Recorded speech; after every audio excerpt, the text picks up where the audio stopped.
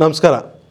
ಸುಮಾರು ಜನ ನಮ್ಮ ಡೈನಮಿಕ್ ಮೆಂಬರ್ಸ್ ನಾವು ರೆಗ್ಯುಲರ್ ಆಗಿ ಈ ವಿಡಿಯೋಸ್ ಅವೇರ್ನೆಸ್ ವಿಡಿಯೋಸ್ ಮಾಡ್ತಿರೋದು ನೋಡಿ, ಅದು ಎಸ್ಪೆಷಲಿ ಡೈನಮಿಕ್ ಲೈವ್ ಪ್ರಕಾರ ಯಾವ ಥರ ಎಲ್ಲ ಸ್ಟಾಕ್ ಮಾರ್ಕೆಟಲ್ಲಿ ಟ್ರೇಡ್ ಮಾಡ್ಬೋದು, ಫ್ಯೂಚರ್ಸ್ ಆ್ಯಂಡ್ ಆಪ್ಷನ್ಸಲ್ಲಿ ಯಾವ ಥರ ಟ್ರೇಡ್ ಮಾಡ್ಬೋದು, ಈ ಥರ ವಿಡಿಯೋಸ್ ಎಲ್ಲ ಮಾಡೋದು ನೋಡಿ ಸ್ವಲ್ಪ ಜನ ರಿಕ್ವೆಸ್ಟ್ ಮಾಡಿದ್ದಾರೆ. ನಾವು ಡೈನಮಿಕ್ ಸಿಸ್ಟಮ್ ಪ್ರಕಾರ ಟ್ರೇಡ್ ಮಾಡೋದು, ಅದು ಫ್ಯೂಚರ್ಸ್ ಅಥವಾ ಆಪ್ಷನ್ಸಲ್ಲಿ ಪೊಸಿಷನಲ್ ಟ್ರೇಡ್ ಮಾಡೋದು, ಅದ್ರ ಬಗ್ಗೆ ಫ್ಯೂ ಎಕ್ಸಾಂಪಲ್ಸ್ ಫ್ಯೂ ವಿಡಿಯೋಸು ಮಾಡಿ ನಮಗೆ ಹೆಲ್ಪ್ಫುಲ್ ಆಗಿರುತ್ತೆ ಅಂದ್ಬಿಟ್ಟು ರಿಕ್ವೆಸ್ಟ್ ಮಾಡ್ಕೊಂಡಿದ್ದಾರೆ. ಸೊ ಅದಕ್ಕೋಸ್ಕರ ಒಂದು ಪೊಸಿಷನಲ್ ಟ್ರೇಡ್ಗೆ ಒಂದು ಎಕ್ಸಾಂಪಲ್ ಬಾಟಾ ಇಂಡಿಯಾ ಅನ್ನೋ ಒಂದು ಕಂಪ್ನಿ, ಅದರ ಪ್ರೈಸ್ ಮೂಮೆಂಟು, ಅದರಲ್ಲಾಗಿರೋಂಥ ಟ್ರೇಡ್ ಆಪರ್ಚುನಿಟಿ, ಡೈನಮಿಕ್ ಸಿಸ್ಟಮ್ ಯಾವ ಥರ ನಮ್ಮನ್ನು ಗೈಡ್ ಮಾಡುತ್ತೆ, ಇದೆಲ್ಲ ಡೀಟೇಲ್ಸ್ ನಾನು ನಿಮಗೆ ಈ ಒಂದು ಎಕ್ಸಾಂಪಲ್ಲಿ ತಿಳಿಸ್ಕೊಡ್ತೀನಿ. First of all dynamic system follow ಮಾಡಿ ಸ್ಟಾಕ್ ಮಾರ್ಕೆಟಲ್ಲಿ ಟ್ರೇಡ್ ಮಾಡೋದಂದರೆ ಎಲ್ಲೋ ಒಂದು ವೆಕೇಷನ್, ಫ್ಯಾಮಿಲಿ ಜೊತೆ ಒಂದು ವೆಕೇಷನ್ ಹೋಗಿ ಆರಾಮಾಗಿ ಎಂಜಾಯ್ ಮಾಡಿಕೊಂಡು ಅಲ್ಲಿ ಆಟ ಆಡಿಕೊಂಡು ಜೊತೆಯಲ್ಲಿ ಸೈಮಲ್ಟೇನಿಯಸ್ಲಿ ಟ್ರೇಡಿಂಗು ನಡೀತಿರುತ್ತೆ, ನೀವು ಅಲ್ಲಿ ಎಂಜಾಯ್ ಮಾಡ್ತಾ ಇರ್ತೀರ. ಆ ಥರ ಮಾಡೋ ಟ್ರೇಡಿಂಗೇ ಡೈನಮಿಕ್ ಸಿಸ್ಟಮ್ ಫಾಲೋ ಮಾಡೋದು. ಓಕೆ, ಏನಕ್ಕೆ ಅಂತ ಹೇಳಿದ್ರೆ ಡೈನಮಿಕ್ ಸಿಸ್ಟಮ್ ನಮಗೆ ಒನ್ ಡೇ ಬಿಫೋರೇ ಇನ್ಫಾರ್ಮ್ ಮಾಡಿಬಿಡುತ್ತೆ, ಒನ್ ಡೇ ಬಿಫೋರೇ ಇನ್ಫಾರ್ಮೇಷನ್ ಕೊಟ್ಬಿಡುತ್ತೆ. ನಾಳೆ ನಾನು ಟ್ರೇಡ್ ಮಾಡಬೇಕು ಅಂದರೆ ಇವತ್ತು ಸಾಯಂಕಾಲ ಇಫ್ ಇನ್ ಕೇಸ್ ನೀವೆಲ್ಲ ವರ್ಕ್ ಮಾಡ್ತಿದ್ದೀರಾ ಅಂದರೆ ಕೆಲಸ ಎಲ್ಲ ಮುಗಿಸ್ಕೊಂಡು ಆರಾಮಾಗಿ ಮನೆಗೆ ಬನ್ನಿ, ಫ್ರೆಶ್ ಅಪ್ ಆಗಿ ಫ್ಯಾಮ್ಲಿ ಜೊತೆ ಟೈಮ್ ಸ್ಪೆಂಡ್ ಮಾಡಿ, ನಿಮ್ಮ ಡಿನ್ನರ್ ಮುಗಿಸ್ಕೊಳ್ಳಿ, ಎಲ್ಲ ಮುಗಿಸ್ಕೊಂಡು ಇನ್ನೇನು ಮಲ್ಗಕ್ಕೆ ಹೋಗೋಕ್ಕೆ ಮುಂಚೆ ಒಂದು 10-15 ನಿಮಿಷ ನೀವು ಸ್ಪೆಂಡ್ ಮಾಡಿಬಿಟ್ರೆ ಸಾಕು, ನೀವು ಟ್ರೇಡಿಂಗ್ ಅಷ್ಟು ಎಫರ್ಟ್ಲೆಸ್ ಆಗಿ ಮಾಡ್ಬೋದು. ಸೊ 10-15 ನಿಮಿಷದಲ್ಲಿ ನಾವು ಏನು ಮಾಡ್ತೀವಿ ಅನ್ನೋದು ಈ ಒಂದು ಎಕ್ಸಾಂಪಲಲ್ಲಿ ನಿಮಗೆ ಕ್ಲಾರಿಟಿ ಸಿಕ್ಬಿಡುತ್ತೆ. ಓಕೆ, ಸೊ ಈ ಬಾಟಾ ಇಂಡಿಯಾ ಈ ಸ್ಟಾಕಲ್ಲಿ ಏನಾಗಿದೆ ಫಸ್ಟ್ ಆಫ್ ಆಲ್ ಅಂತ ನೋಡಿದ್ರೆ, ನೀವು June 4th ಮಾರ್ಕೆಟ್ ಮೂಮೆಂಟ್ ನೀವೆಲ್ಲರೂ ಅಬ್ಸರ್ವ್ ಮಾಡಿರ್ತೀರ. ಏನಾಯಿತು, ದೊಡ್ಡ event day, election result day, ಮಾರ್ಕೆಟಲ್ಲಿ ಹ್ಯೂಜ್ ಮೂಮೆಂಟ್ಸ್ ಇತ್ತು, ನೀವೆಲ್ಲರೂ ಅಬ್ಸರ್ವ್ ಮಾಡಿದ್ದೀರಾ. ಅದೇ ದಿವಸ ಈ ಬಾಟಾ ಇಂಡಿಯಾ ಅನ್ನೋ ಸ್ಟಾಕಲ್ಲೂ ಕೂಡ ಮೇಜರ್ ಮೂಮೆಂಟ್ ಆಯಿತು. ಮೇಜರ್ ಮೂಮೆಂಟ್ ಅಂದರೆ ಶಾರ್ಪಾಗಿ ಡೌನ್ ಬಂದು ಅಲ್ಲಿಂದ ಸ್ವಲ್ಪ ಮೇಲೆ ಹೋಗಿ ಕ್ಲೋಸ್ ಆಗಿತ್ತು ಆವತ್ತಿನ ದಿವಸ. ಬಟ್ ಆ ಶಾರ್ಪ್ ಡೌನ್ ಬರೋದ್ರಲ್ಲಿ ಈ ಡೈನಮಿಕ್ ಸಿಸ್ಟಮ್ ಒಂದು ಸರ್ಟನ್ ಡೀಟೇಲ್ ನಮಗೆ ಕೊಡ್ತು. ಏನು ಡೀಟೇಲಪ್ಪ ಅಂದರೆ, ಶಾರ್ಪ್ ಡೌನ್ ಬಂದು ಆ ಬಾಟಮಿಂದ ಸಡನ್ನಾಗಿ ಮತ್ತೆ ಮೇಲೆ ಬಂದು ಸ್ವಲ್ಪ ಹೈಯರ್ ಸೈಡೇ ಕ್ಲೋಸ್ ಆಯಿತು. ಏನಕ್ಕೆ? ಪ್ರೈಸ್ ಡೌನ್ ಬರ್ತಿರೋವಾಗ ಎಲ್ಲೋ ಒಂದು ಜಾಗದಿಂದ ಅದು ಮತ್ತೆ ಟರ್ನ್ ಆಗತ್ತಂದರೆ ಏನೋ ಒಂದು ರೀಸನ್ ಇರಲೇಬೇಕಲ್ವ. Without any reason price U turn ತೊಗೊಳೋದಿಲ್ಲ. ಪ್ರೈಸ್ ಡೌನ್ ಬರ್ತಿರೋಂಥ ಪ್ರೈಸ್ ಕಾರಣ ಇಲ್ಲದೆ ಮೇಲೆ ಹೋಗೋದಿಲ್ಲ, ಮೇಲೆ ಹೋಗ್ತಿರೋಂಥ ಪ್ರೈಸ್ ಕಾರಣ ಇಲ್ಲದೆ ಡೌನ್ ಬರೋದಿಲ್ಲ. ಓಕೆ, ಸೊ ಈ ಕಾರಣ ಏನು ಅಂತ ಕೇಳಿದ್ರೆ ಒಬ್ರು ಯಾರಾದ್ರು ಹೇಳ್ತಾರೆ, ಈ ನ್ಯೂಸ್ ಇತ್ತು, ಎಲೆಕ್ಷನ್ ರಿಸಲ್ಟ್ ಇತ್ತು, ಆ ಅನೌನ್ಸ್ಮೆಂಟ್ ಇತ್ತು. ನಾವು ಅದೆಲ್ಲ ನೋಡೋದೇ ಇಲ್ಲ, ನಮ್ಗೆ ಅಭ್ಯಾಸನೇ ಇಲ್ಲ. ಇಫ್ ಇನ್ ಕೇಸ್ ನೋಡಿದ್ರೂ ಅದರಿಂದ ನಮ್ಗೆ ಏನು ಬೆನಿಫಿಟ್ ಆಗುತ್ತೆ, ಇಲ್ಲಿ ಏನು ಅರ್ಥ ಮಾಡ್ಕೋಬೇಕು ಅನ್ನೋದು ಕ್ಲಾರಿಟಿ ಇಲ್ಲ. ಓಕೆ, ಸೊ ದಯವಿಟ್ಟು ಆ ವಿಷಯಗಳನ್ನ, ಎಕ್ಸ್ಟರ್ನಲ್ ಫ್ಯಾಕ್ಟರ್ಸ್ ಏನೇನಿದೆ ಅದನ್ನಿಟ್ಟು ಮಾರ್ಕೆಟ್ನ ನೋಡೋಕ್ಕೆ ಹೋಗಬೇಡಿ. ಸೊ ನಾವು ಡೈನಮಿಕ್ ಸಿಸ್ಟಮ್ ಏನು ಹೇಳ್ತಿದೆ ಅಷ್ಟನ್ನು ಮಾತ್ರ ನೋಡ್ತೀವಿ. ಸೊ ಆ 4th June ಪ್ರೈಸ್ ಡೌನ್ ಬರ್ತಿರೋವಾಗ, ಶಾರ್ಪ್ ಡೌನ್ ಬರ್ತಿರೋವಾಗ ನಮ್ಮ ಡೈನಮಿಕ್ ಸಿಸ್ಟಮಲ್ಲಿ ಕೆಳಗಡೆ ಡೈನಮಿಕ್ ಮೇಜರ್ ಸಿಗ್ನಲ್ ತನಕ ಪ್ರೈಸ್ ಬಂದ್ಬಿಡ್ತು. Price normally dynamic major signal ತನಕ ಬಂದಿದೆ ಅಂದರೆ ಹುಷಾರಾಗಿಬಿಡ್ಬೇಕು, ಇಲ್ಲಿಂದ ಟರ್ನ್ ಆಗೋಂಥ ಚಾನ್ಸಸ್ ಜಾಸ್ತಿ. ಎರಡನೇ ವಿಷಯ ಏನಪ್ಪ ಅಂದರೆ, ಡೈನಮಿಕ್ ಮೇಜರ್ ಸಿಗ್ನಲಿಂದ ಟರ್ನ್ ಆಗತ್ತಂದರೆ ಆ upward moment strong upward moment ಇರುತ್ತೆ. Okay, so strong upward moment ಅಂದರೆ ಜೋರಾಗಿರುತ್ತೆ ಮೂಮೆಂಟ್, ದೊಡ್ಡ ಮೂಮೆಂಟ್ ಇರುತ್ತೆ. ದೊಡ್ಡ ಮೂಮೆಂಟ್ ಇರುತ್ತಂದರೆ ನಾವೇನು ಮಾಡಬೇಕು ಹೇಳಿ, ಎಂಟ್ರಿ ತೊಗೊಂಡು ದೊಡ್ಡ ಮೂಮೆಂಟ್ ಫುಲ್ಲು ಕ್ಯಾಪ್ಚರ್ ಮಾಡೋಕ್ಕೆ ಗೊತ್ತಿರಬೇಕು. ಓಕೆ, ಸೊ ದೊಡ್ಡ ಮೂಮೆಂಟ್ ಆಗುತ್ತೆ, ಜೋರಾಗಿರುತ್ತೆ ಮೂಮೆಂಟು, ಸ್ಟ್ರಾಂಗ್ ಮೂಮೆಂಟ್ ಇರುತ್ತೆ ಅಂತ ಹೋಗ್ಬಿಟ್ಟು ನಾನು ಅದರಲ್ಲಿ ಇಂಟ್ರಾಡೇ ಟ್ರೇಡ್ ಮಾಡಿಬಿಟ್ರೆ ಏನು ಪ್ರಯೋಜನ? ಪ್ರಾಫಿಟ್ ಬರುತ್ತೆ, ಪ್ರಾಫಿಟ್ ಬಗ್ಗೆ ನಾನು ಮಾತಾಡ್ತಿಲ್ಲ.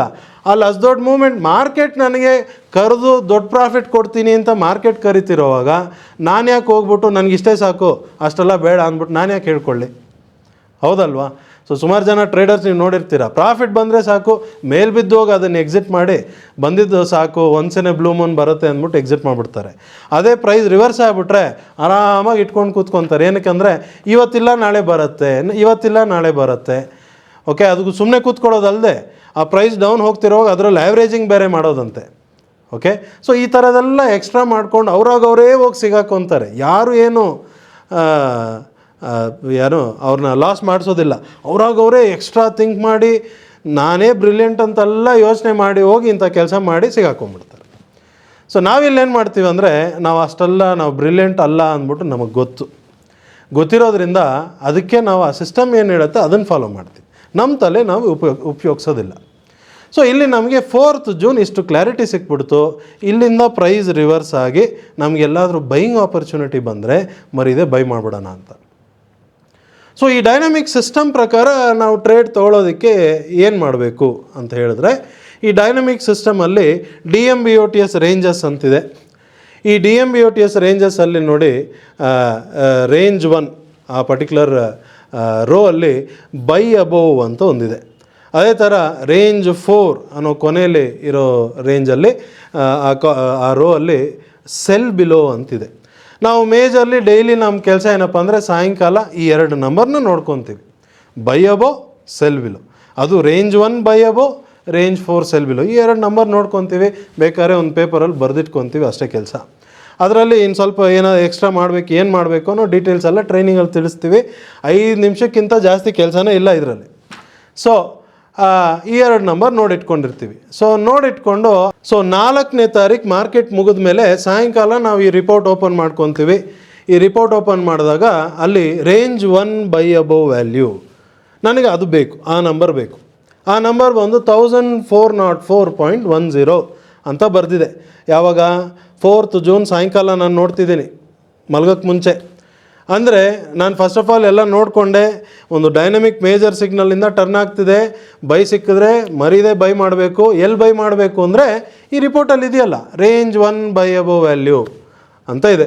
ಸೊ 1404.1 ಅನ್ನೋ ನಂಬರ್ನ ಬರೆದಿಟ್ಕೊಂಡ್ಬಿಟ್ವಿ.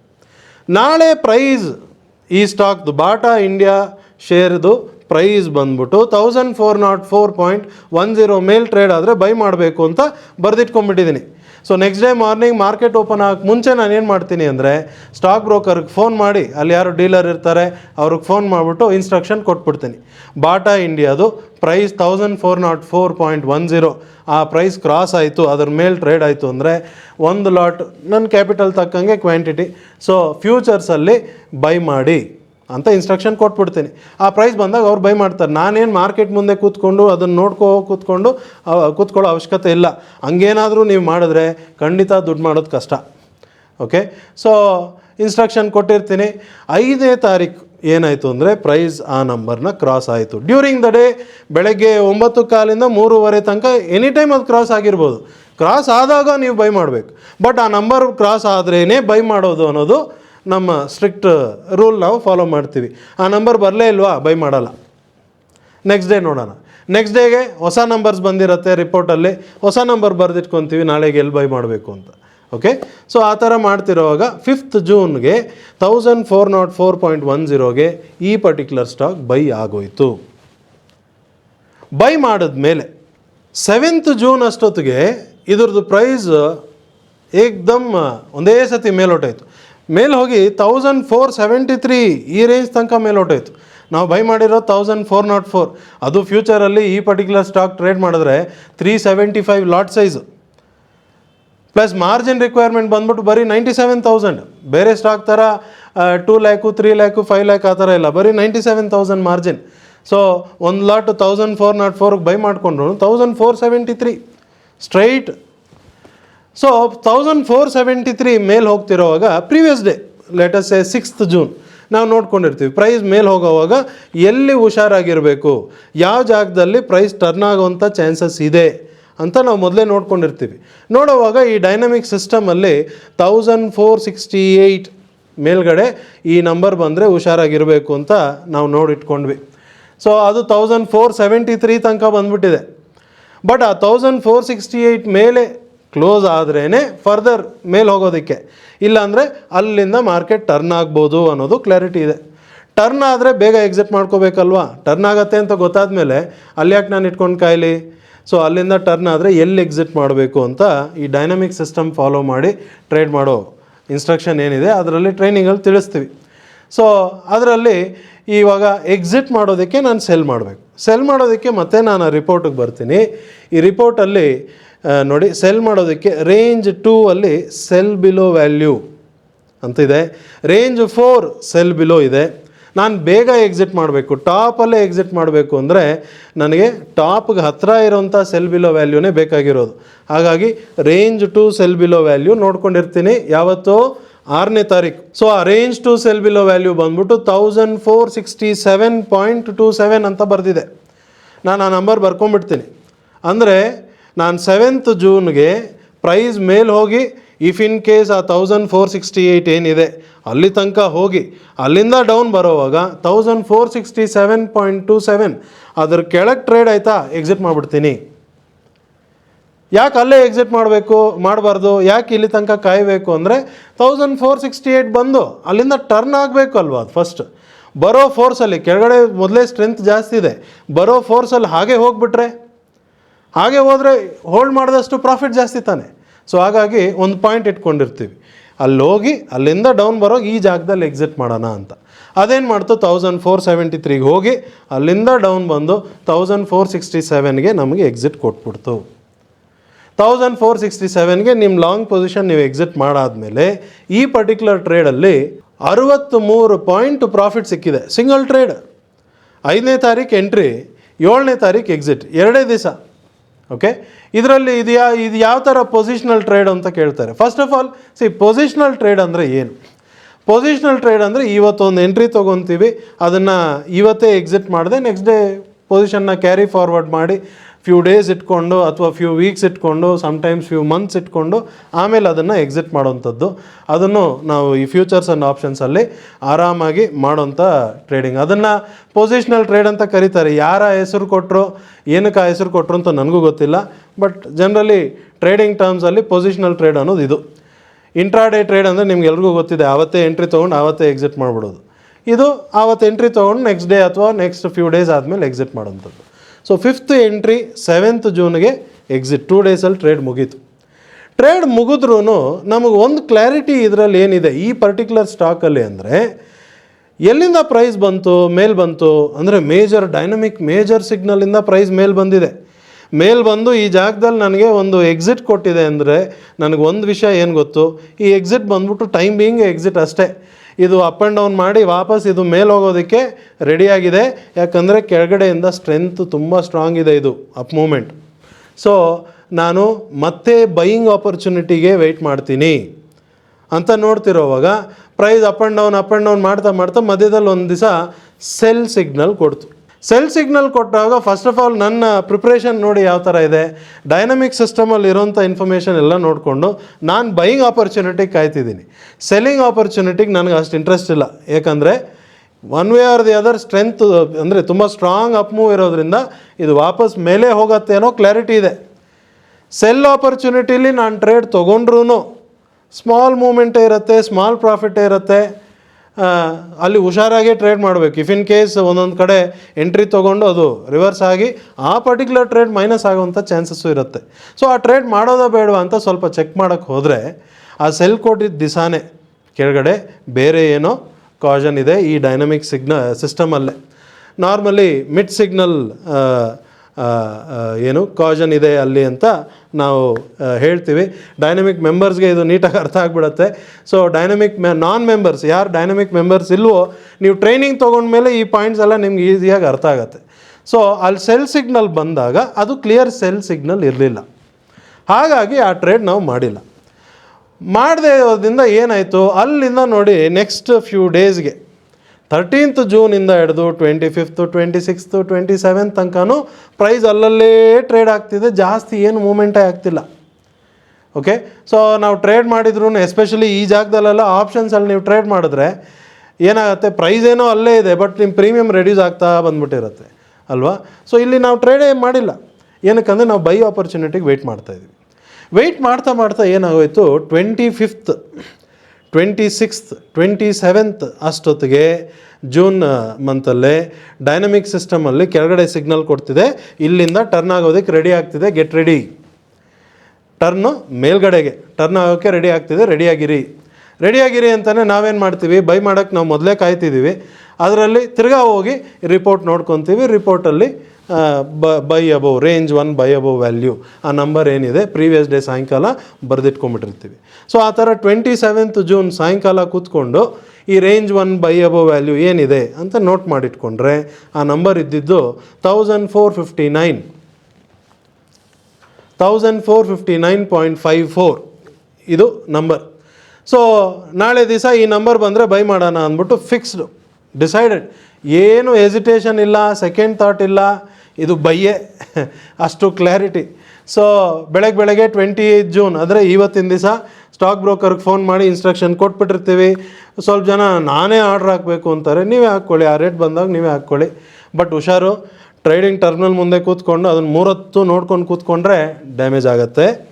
ಓಕೆ, ಆ ರೆಡ್ ಬ್ಲೂ ಕಲರ್ ವೇರಿಯೇಷನ್ ಇದೆಯಲ್ಲ, ಅದು ಹೇಳ್ಕೊಂಬಿಡುತ್ತೆ ನಿಮ್ಮನ್ನು. ಓಕೆ, ಸೊ ಅದೊಂದು ಪಾಯಿಂಟ್ ಜ್ಞಾಪಕ ಇಟ್ಕೊಳ್ಳಿ. ಸೊ ವೆಯ್ಟ್ ಮಾಡ್ತಿರೋವಾಗ ಇವತ್ತು 28 ಜೂನ್ ಏನಾಯಿತು, ಪ್ರೈಸ್ ಓಪನ್ ಆಗಿದ್ದು 1439 ರೇಂಜಲ್ಲಿ ಓಪನ್ ಆಗಿದೆ. ಅಲ್ಲಿಂದ 1433 ತನಕ ಲೋ ಮಾಡಿ ಅಲ್ಲಿಂದ ಮೇಲೆ ಹೋಗೋಕ್ಕೆ ಸ್ಟಾರ್ಟ್ ಆಗಿದೆ. ಮೇಲೆ ಹೋಗೋವಾಗ 1459.54 ಏನು ನಂಬರ್ ನಾವು ಕಾಯ್ತಿದ್ವಿ, ಆ ನಂಬರ್ ಕ್ರಾಸ್ ಆಯ್ತು. ಇವತ್ತು ಬೈ ತೊಗೊಂಡಾಯಿತು. ಬೈ ತೊಗೊಂಡಾದಮೇಲೆ ಅಲ್ಲಿಂದ ಏನಾಯಿತು ಅಂದರೆ ನೆಟ್ಟಿಗೆ 1523 ಹೊಟ್ಟೋಯ್ತು. ಇವತ್ತು ಸಿಂಗಲ್ ಡೇ ಹ್ಯೂಜ್ ಮೂಮೆಂಟ್, ನೀವು ಚೆಕ್ ಮಾಡಿ ನೋಡಿ, ಮೋರ್ ದ್ಯಾನ್ 5% ಅಪ್ ಮೂಮೆಂಟ್ ಆಗಿದೆ ಈ ಪರ್ಟಿಕ್ಯುಲರ್ ಸ್ಟಾಕ್. ಯಾವುದಿದು, ಬಾಟಾ ಇಂಡಿಯಾದಲ್ಲಿ.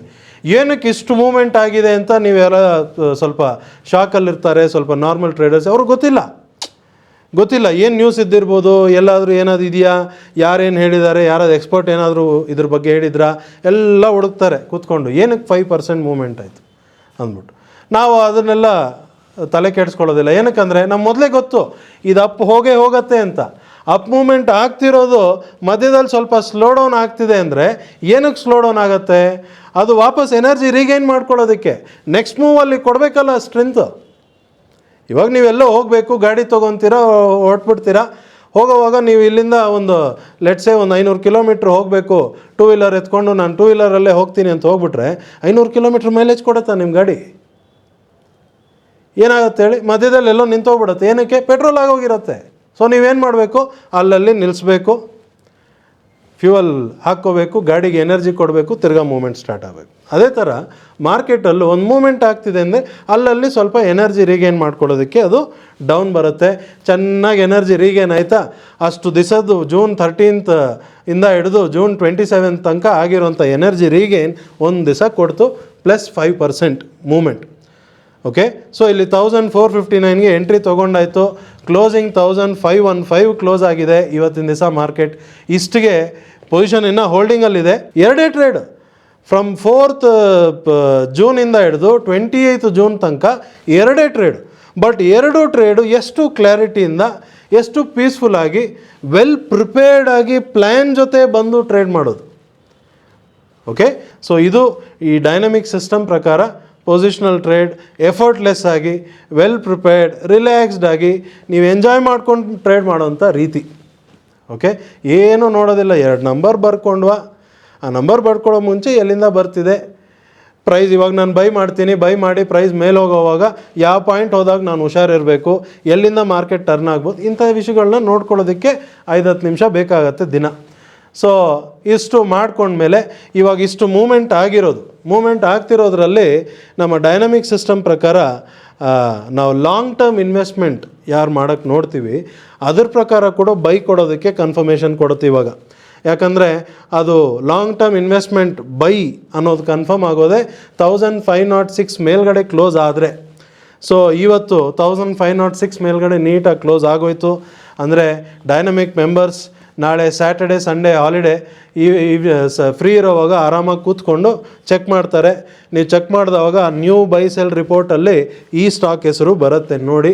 ಬಂದಿರೋವಾಗ ಇದನ್ನು ಬೈ ಮಾಡ್ಬೋದಾ, ಆಪರ್ಚುನಿಟಿ ಚೆನ್ನಾಗಿದೆಯಾ ಅಂತ ನೀವು ಚೆಕ್ ಮಾಡ್ತೀರಾ. ಹೇಗೆ ಚೆಕ್ ಮಾಡೋದು ನಿಮಗೆ ಗೊತ್ತಿದೆ. ಚೆಕ್ ಮಾಡೋವಾಗ ಒಂದು ವಿಷಯ ಜ್ಞಾಪಕ ಇಟ್ಕೊಳ್ಳಿ, ಎಲ್ಲಿಂದ ಬಂತು, ಡೈನಮಿಕ್ ಮೇಜರ್ ಸಿಗ್ನಲಿಂದ ಬಂದು ಇಲ್ಲಿ ಬೈಯಿಂಗ್ ಆಪರ್ಚುನಿಟಿ ಕೊಡ್ತಿದೆ ನೋಡಿಕೊಂಡು ನಿಮಗೆ ಟ್ರೈನಿಂಗಲ್ಲಿ ಇದನ್ನು ಯಾವ ಥರ ಫಾಲೋ ಮಾಡಿ ಟ್ರೇಡ್ ತೊಗೋಬೇಕು ಲಾಂಗ್ ಟರ್ಮ್ ಇನ್ವೆಸ್ಟ್ಮೆಂಟ್ ಮಾಡೋದಕ್ಕೆ. ಆ ರೂಲ್ಸ್ ಏನಿದೆ ಅದನ್ನು ಫಾಲೋ ಮಾಡಿಬಿಟ್ಟು ಮಾಡಬೇಕಾ ಬೇಡವಾ ಡಿಸೈಡ್ ಮಾಡಬೇಕು ಅಂತ ಡಿಸೈಡ್ ಆದರೆ ನೀವು ಮಂಡೇ ಮಾರ್ನಿಂಗ್ ನೀವು ಇದನ್ನು ಬೈ ಮಾಡ್ತೀರಾ. ಓಕೆ. ಸೊ ಇದು ಎಫರ್ಟ್ಲೆಸ್ ಆಗಿ ಮಾಡುವಂಥದ್ದು. ನೀವು ಹಂಗೆ ಬೈ ಮಾಡಿ ಪ್ರೈಸ್ ಇಫ್ ಇನ್ ಕೇಸ್ ಮೇಲೆ ಹೋಗೋಕೆ ಸ್ಟಾರ್ಟ್ ಆಯಿತು ಅಂದರೆ ಮೇಲೆ ಹೋಗ್ತಿರೋವಾಗ ಯಾವ ನಂಬರ್ ಬಂದಾಗ ನೀವು ಹುಷಾರಾಗಬೇಕು, ಪ್ರಾಫಿಟ್ ಸೆಕ್ಯೂರ್ ಮಾಡ್ಕೋಬೇಕು ಎಲ್ಲ ಇವತ್ತು ಸ್ಯಾಟರ್ಡೆ ಸಂಡೇ ಫ್ರೀ ಇರೋವಾಗ ಒಂದು 10-15 ನಿಮಿಷ ಸ್ಪೆಂಡ್ ಮಾಡಿ ನೋಡಿಟ್ಕೊಳ್ಳಿ. ಮಂಡೇ ಟ್ರೇಡ್ ತೊಗೊಳ್ಳಿ, ಆರಾಮಾಗಿ ಮುಂದುವರಿಸಿ. ಓಕೆ, ನಮಸ್ಕಾರ.